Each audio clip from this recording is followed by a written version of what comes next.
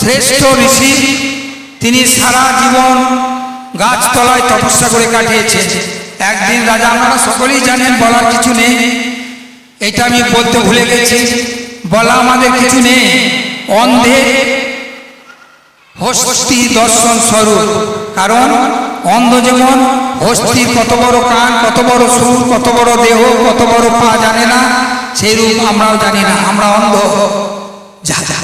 যা কিছু সবই ভগবানের যে কথামৃত গীতা, আমাদের মহামণি যে কিছুদিন আগে ব্যাস পূর্ণিমায়, যে গুরু পূর্ণিমা গেল, ব্যাসদেব ওই যে রাম অষ্টাদশ পুরাণ, ভাগবত, তারপর ব্রহ্মসূত্র, বেদ বিভাজন সব করে গেছেন।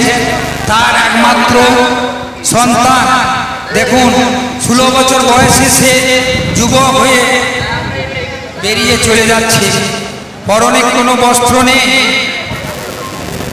তিনি হচ্ছেন পূর্ণ জ্ঞানী, আমাদের শিক্ষা দেওয়ার জন্য এসেছেন, বিবস্ত্র হয়ে চলে যাচ্ছেন। সংসারের মায়ায় তিনি বদ্ধ হবেন না, যেতে যেতে